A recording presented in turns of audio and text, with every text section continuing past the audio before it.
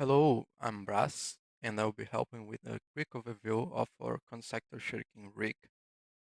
Here we have our script attached to the VFX we have here, and we have the primary systems that together with the ground fuel planar systems that will compose our effects and will be controlled by the parameters and properties we have here, and I will be explaining in a moment.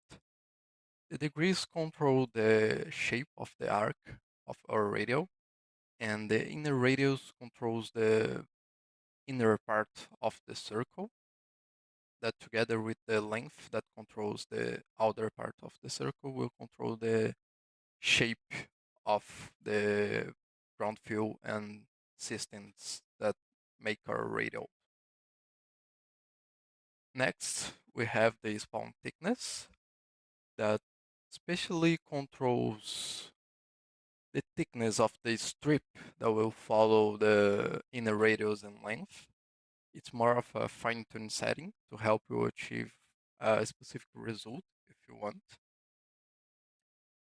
Then we have the threshold distance properties that control how far the particles will go following the circle, letting you control the lifetime and speed of the particles rigged by your component, in which you can choose from computing them using lifetime or speed. If we increase them the lifetime here, you can see they will be slower and they will automatically conform to the circle. And if we make the lifetime in seconds lower, they will be faster to conform to the shape of the circle.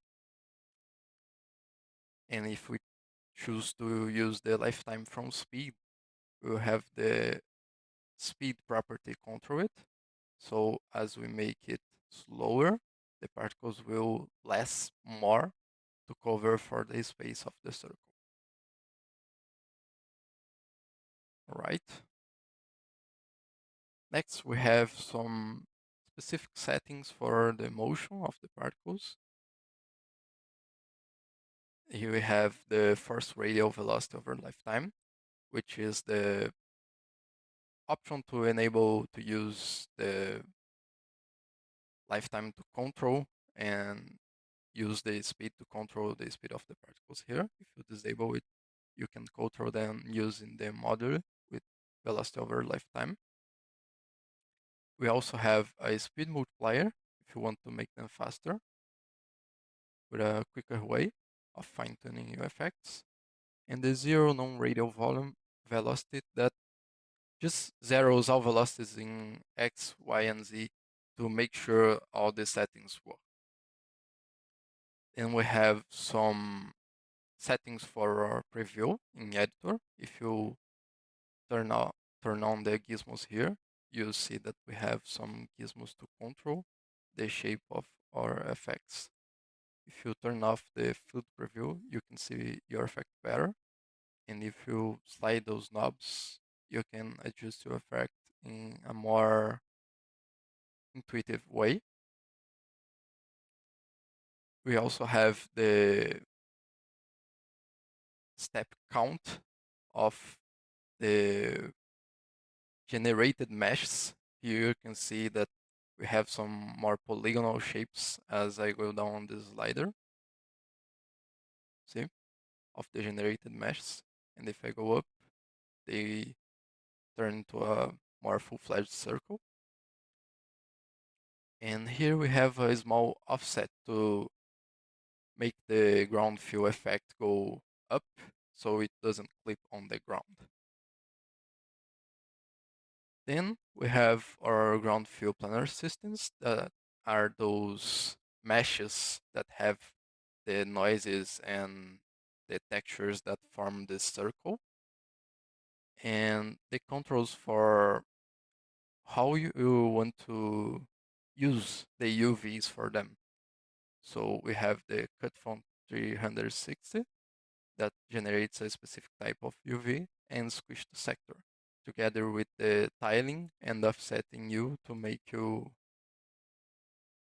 to give you more flexibility when using your procedural generated meshes. I believe that's most of it and the most important part of how to use it. It's kind of intuitive. You don't need to change all the values to have very quick and easy usability of it. I recommend using the gizmos here. They are very intuitive and easy to use. So that's my hint. And I believe that's it for R2. I'm hoping to see some cool effects using it on our next packs. So you can have the most of an effect that's not just shiny and cool, but also flexible and easy to adapt to your needs. Ciao, ciao.